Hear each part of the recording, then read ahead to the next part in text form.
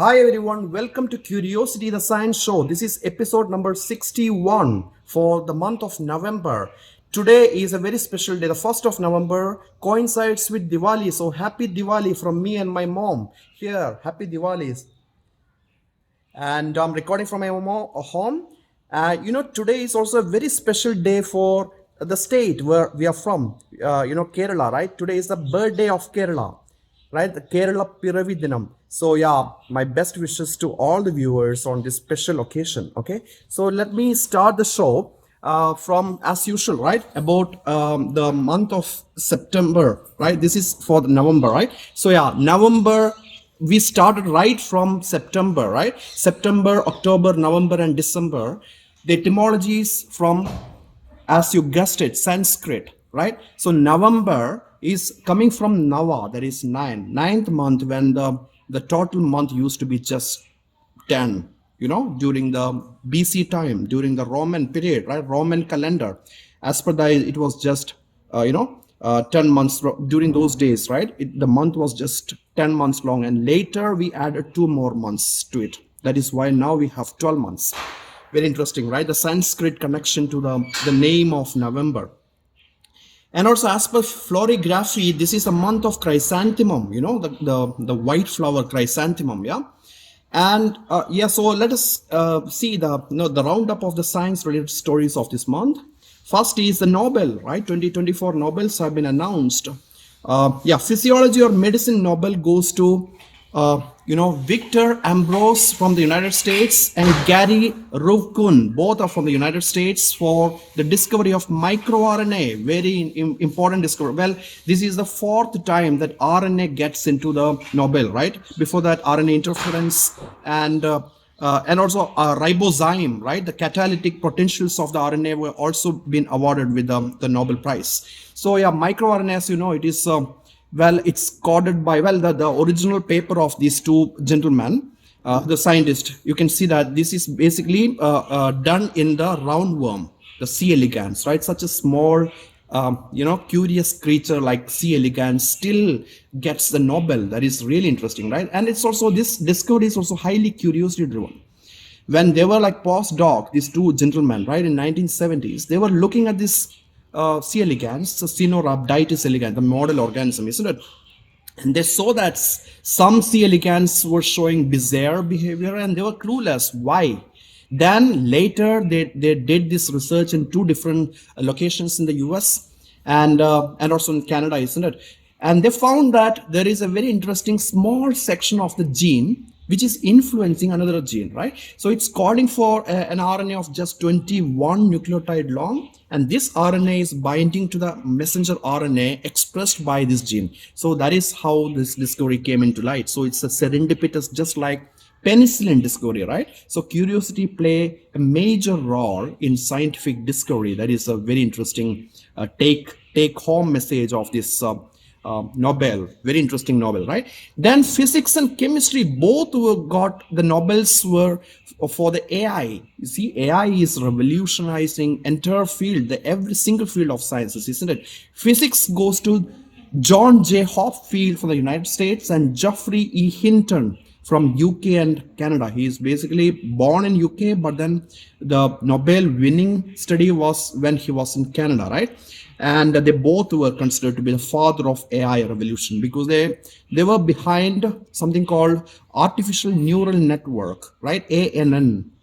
And of course, ANN is really important. That is basically the, it is also very interesting, curiosity driven, because it just mimics, biomimetics, isn't it? The study of designing something, engineering or IT related, right? The algorithms, which mimics how the nature works, biomimetics. So yeah, it's highly curiosity driven too, right? So this ANN, that is artificial neural network, these two gentlemen were behind it, the godfathers of AI, isn't it? And then they implemented it. Now that it is for every single machine learning algorithms and large language models like ChatGPT and Gemini are all powered by this. And also, of course, that another Nobel is also for the AI that we are going to discuss about the chemistry Nobel. Again, yeah, these two gentlemen played a crucial role to it.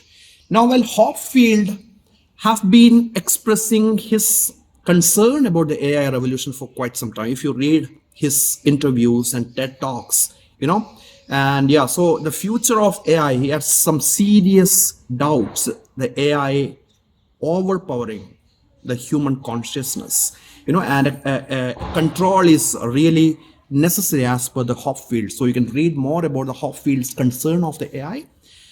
Yeah, so you can look it up in the internet.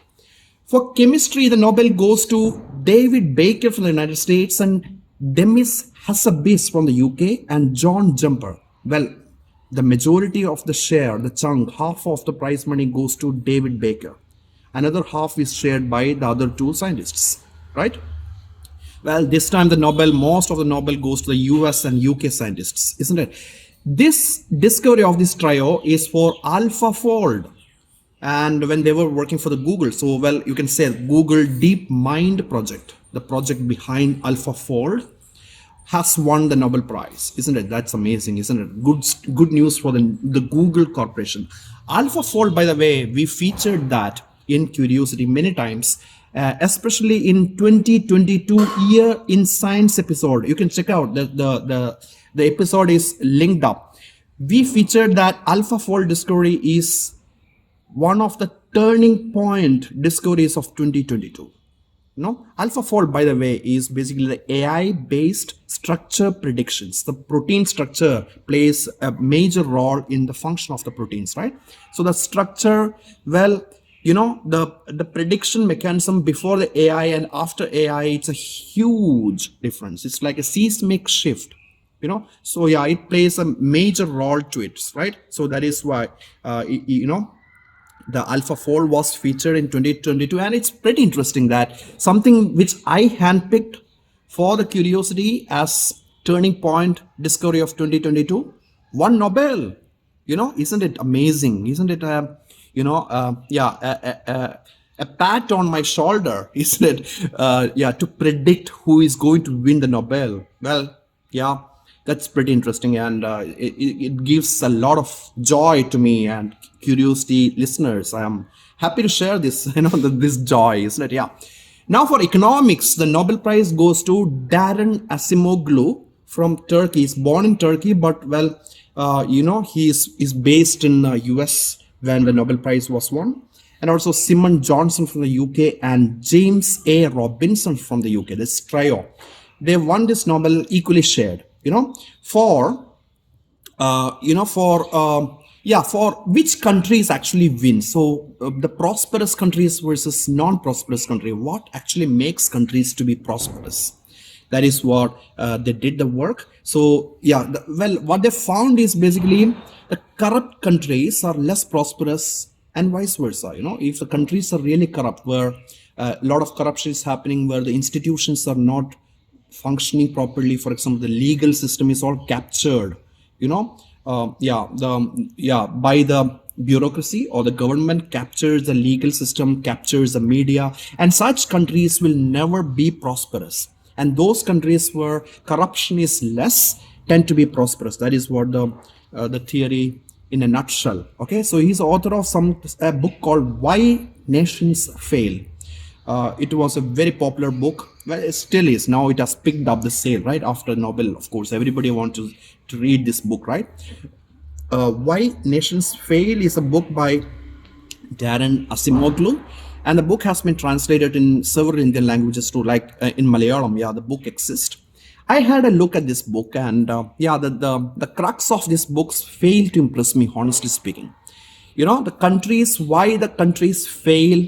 Well, corruption is one of the factor, and well, corruption has a knock-on effect on everything, right? I think it need not. It's not that big a discovery to win a Nobel.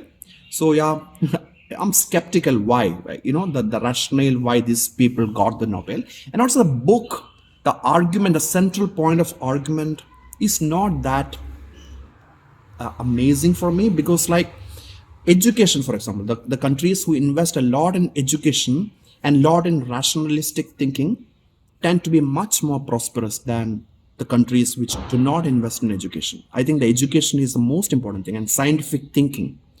So those are, I think, they play a major role rather than the corruption alone, right? Of course corruption is also important, but yeah, that is why I'm not that much impressed with this book. Okay, now come to peace. How did who won the peace? The peace goes to an organization called Nihon Hidankyo.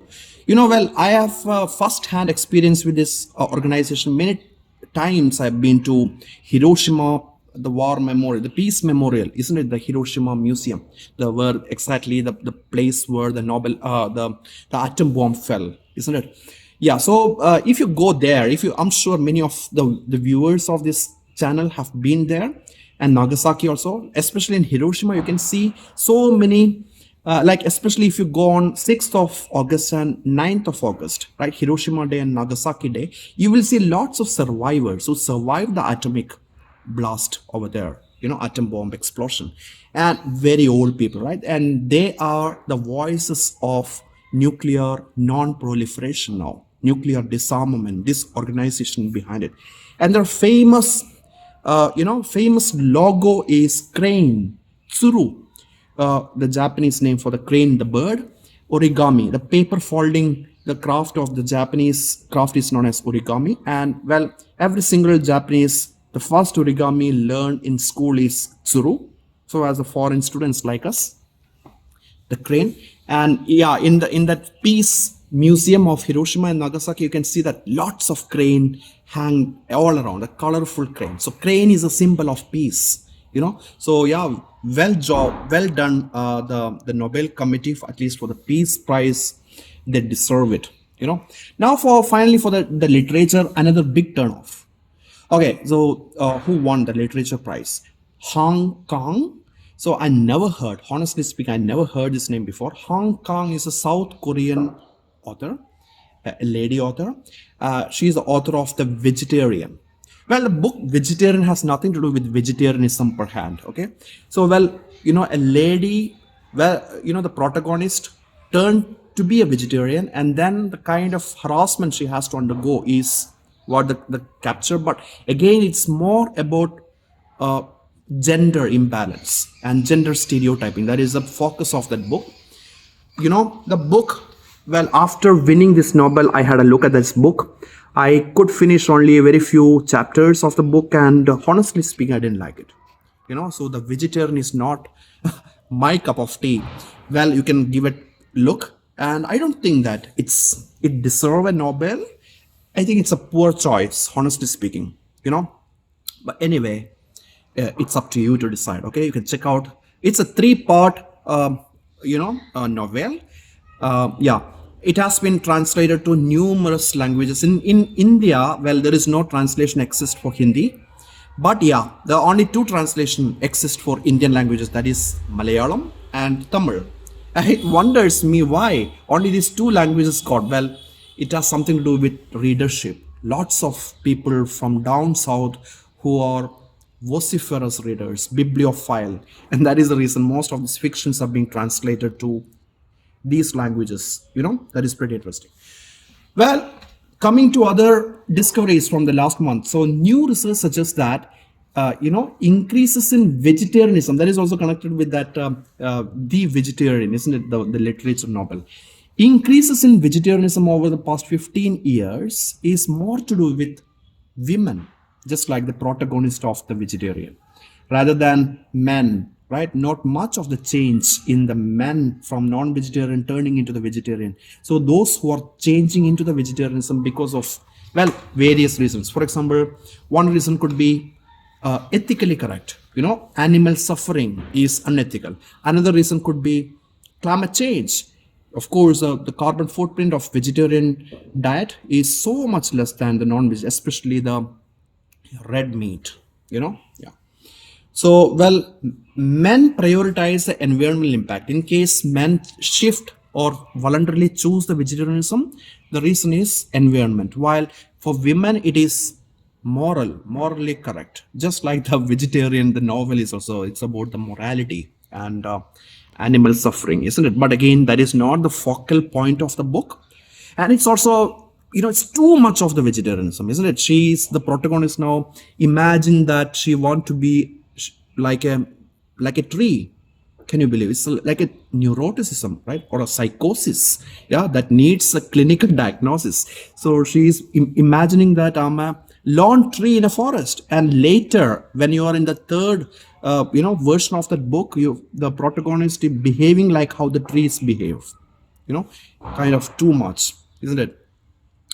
Well, next story is about AI, Alzheimer's disease, AD, So brain's waste clearance pathways are being hampered. That's pretty interesting. The drainage system, there is the new study say that turns that later, especially for the two proteins, the tau protein and amyloid beta, of course, right? These two proteins have to clear up, and so the clearing pathways of these two proteins are hampered in the Alzheimer's disease. That's pretty interesting. Well, it might be a step closer to identifying the Alzheimer's is just because of the degradation of this brain drainage system. That is not the paper say. The paper says that, well, the drainage is, it is associated with that, right? So that's pretty interesting. Well, the drainage is revealed for first time. That is what the paper. The drainage system exists just like the urine, urine and the excretion system that human body has. Brain also has got a drainage system. That is pretty interesting story. Okay, next is about depression. Depressed individuals' mind wander or daydream over twice as often as non-depressed. So the daydreamers, the depressed people are more daydreamers. That's pretty interesting. But again, well, they overthink. Sorry, there is some train passing through, right? That is the noise you can hear. Yeah, well, they overthink. That is, everyone knows it, right? The depressed individuals are more prone for overthinking. Yeah. Now, next story is the research found that person's IQ during high school is the predictive of the alcohol consumption later in life. So people high in IQ tend to be alcohol dependents, right? So that's an alarming correlation revealed in the new story. So participants with higher IQ levels were significantly more likely to be moderate or heavy drinkers as opposed to abstaining, because they tend to develop a kind of a negative mindset and tend to be a little bit depressed and socially isolated too. And they tend to become more depressed. That's alarming, isn't it? Next story, standing desk touted as the best invention for posture correction and also for like exercise. Well, the desk, instead of sitting, we know too long sitting is a classic example of sedentary lifestyle, right? Especially for the office workers. So standing desks were invented. So how good the standing desk were. So well, the news story says that again it's not optimal, right?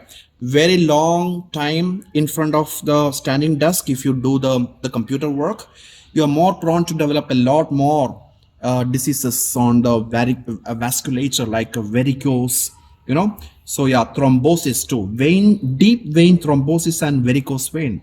That is why. So anything in excess is bad. Moderation is the key, right?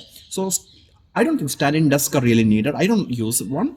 But if you're sitting for a long time, that is not optimal, right? So instead of that, take breaks often, especially after like 20 minutes of work, like Pomodoro technique, right? 20 minutes or 30 minutes, take a short, brief walk. That is sufficient, I guess. Yeah. Programs designed to change a person's sexual orientation or gender identity are linked to depression, PTSD, and suicidality. So that is very alarming. So basically, this is especially for extreme conservative communities and extremely religious neighborhoods tend to label transgenders and also whatever the LGBTQ as a disease, and then they prescribe certain counseling as well as medical intervention to correct this mistake. That is connected. That is what it says, the gender correction, right? Change the person's sexual orientation, whatever this correction system is linked to post-traumatic stress disorder and depression and whatnot, even suicidal tendency, right? So it's not effective at all, right? So that's very alarming. I hope the governments across the world ban such pseudoscientific practices. Right. Next story is about to make the children better fact checkers, expose them for more misinformation, preemptively exposing. That is one thing which we discussed in one of the earliest one of the earliest episode of the Curiosity, isn't it? Cognitive immunization. Well, the paper is kind of related to the cognitive immunization concept. But then so exposing to the more and more misinformation and asking them to identify, I think that is really important. That is something like digital hygiene hypothesis. You might know hygiene hypothesis, right? Exposing especially the young kids, right? If you are exposing these young kids, like letting them play in dirt so that their immune system is properly developed, right? Instead of in a clinically disinfectant room the whole childhood, that is linked to a very suboptimal immune system development. Just like that, it's something like a digital hygiene hypothesis. To me, pretty interesting, isn't it? Next story. A study of nearly 400,000 scientists across 38 countries, a large sample study, finds that 1/3 of them quit science within 5 years of authoring the first paper in their life. After authoring the first paper, they quit the science in general, right? So, and half leave within a decade of publishing the first paper. That's pretty interesting. I was thinking maybe it's something to do with the PhD, right? PhD, it takes a long time, like 5 years, isn't it? So after the first paper is published, within 5 years, well, they might have got a job in industry or whatnot, right? And then they completely skip sciences. That's an alarming, right, story. Well, how to retain a bright mind in science. That is a challenge that we the whole world faces these days, isn't it? Next story is that the new study finds that employees' workplace performance improved significantly after they witnessed that an unethical employee is being caught, like for example bribery or what not, right? A lot of unethical behavior. If they are caught and punished in the workplace, that has a positive impact on the rest of the employees. That is pretty interesting, right? So the best way to ruin a good employee is what? Do you know what? The best way to ruin a good employee is by tolerating the bad one, isn't it? So if the workplace tolerate the bad employee, then well, they become demotivated to continue their good work, isn't it? And also I was thinking about a German word called Schadenfreude. So Schadenfreude is so that you're getting pleasure by suffering of somebody else. Well, this is it might not be that, right? It is not really suffering, right? They deserve it, right? If they do certain unethical, like bribery or whatnot, right? The corruption scandal, right? Or stealing of the information or whatnot, right? And so that is that they deserve it, right? It's not like they are suffering. Next story is compressed natural gas. Here in India, it's touted as environmentally friendly. Have you been to Delhi? No. So repeated governments are introducing CNG buses, right? 20,000, 30,000 buses plying on Delhi roads, CNG. And the buses are all the green color, isn't it? And so CNG is touted as environmentally friendly. But the news story says that compressed or liquefied natural gas is more dangerous for the environment than coal. If you factor in the carbon footprint for transporting of the CNG and also the coal transportation, right, from the coal mine to the coal powered plants, right? If you factor all together, CNG is more dangerous, and also CNG has a lot of methane. And as you know, methane has almost 80 times more greenhouse effect causing, right? The effect of methane is 80 times more than that of CO2. So if you factor all together, 33% worse. CNG is 33% worse than coal. Can you believe it? I never ever imagined it. So it is, it completely changed my perception about the CNG. I thought I also was a victim of this, this this propaganda isn't the governmental propaganda that the CNG is environmentally friendly. It is not. Pretty interesting story. All the stories are in the show notes linked below in this video. Okay, that's it for this episode. And now let us go to the next section of the curiosity, observances. So in September is not so many observances, comparatively lesser. It's kind of a silent month. As I told you today, the 1st of November is birthday of Kerala state and also Karnataka state, right? And 5th of November is Moon Venus conjunction. 9th is International Week of Science and Peace.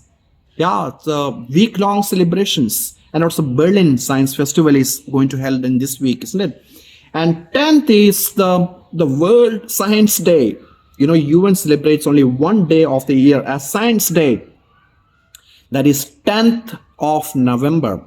So the World Science Day for Peace and Development, right? That's pretty interesting. Well, science, using science for peace and development, not for atom bomb and bombing Hiroshima and Nagasaki. That is not what is intended. That is what the highlight of this celebration by the UN. That is very interesting, right? Well, science, as you know, science is a tool towards discovering the objective reality, isn't it? The tool can be used. Well, how to use it, that doesn't come under the purview of science. It comes under your ethics, your morality, your values. Science has no saying about it. So UN highlights that science should be used only for the peaceful matter and also for development. The UN has UNSDG, right? Sustainable Developmental Goal. For towards achieving these goals, use science. I really like that spirit. 11th is Moon Saturn conjunction. 12th is Northern Taurid meteor shower. If you are in high altitude places, you can watch this meteor showers. I'm planning to go to Nainital during this week, so I hope that I can get a glimpse of this Northern Taurid meteor shower. And in case I could capture some nice photo, yeah, I have to be immensely lucky, to be honest. But in case I do, I'm going to post it in our group, Curiosity group, the Facebook group. Please check out the show notes for all these links, 14th is World Diabetes Day. 16th is the beaver moon. The full moon of November is called the beaver, the animal beaver, isn't it? Yeah, the beaver moon. 17th is Moon Jupiter conjunction. 18th is Antimicrobial Resistance Awareness Day. 20th is Children's Day. World Children's Day, isn't it? Yeah. 21st is Moon Mars conjunction. 28th is November Orionid meteor shower. So expect 2 meteor showers in this month, Right. Now, finally, about the opportunities of November. Prime Minister's Early Career Research Grant by ANRF. ANRF, as you know, it is Anusandhan Research Foundation, So, yeah, National Research Foundation, Anusandhan National Research Foundation. I don't like this name because Anusandhan means research. Then why you need to repeat that research again? Better ANF, Anusandhan National Foundation, right? So research and research, it's like 2 times the research, right? Like Sahara Desert. Sahara means desert. Or Gobi Desert, right? It's also same. Gobi means like in Chinese, right? Tibetan language means desert. So yeah, so that kind of like repeated words, the homonyms are not optimal, right? They should have choose something else. I hope they will change the name soon. Yeah, well, this is an excellent opportunity for Indians less than 42 years. If your age is less than 42 years, please apply for this prestigious Prime Minister's Early Career Research Grant. So November 19th is the deadline. Please do apply, Next is a biotech career advancement and reorientation for women researchers, also known as DBT BioCare. The grant is coming from Department of Biotechnology. 1st December is the deadline, so you still have a month to go. Please apply for it, right? Next is call for nominations for 2024 Agarwal Prize for Young Scholars in Ecological Economics. Deadline is 15th December. And also several JRF and project position calls are open, and sharing we are sharing as and when these calls appear in our Facebook group. So please check out the Facebook group, and that's it for this episode. I hope you learned something new, haven't you? Right, in this episode, if you learn something new, if you really like it, please like it, right? And also thumbs up, right? So that liking, each like and sharing into your group, I feel that this is the best price I can ever get it. That means that I'm making a small impact on the society by your continued support, right? Thank you so much for watching, and I will see you soon with yet another exciting episode for the month of December. Till then, please take care of yourself, and if you can, someone else too. Goodbye.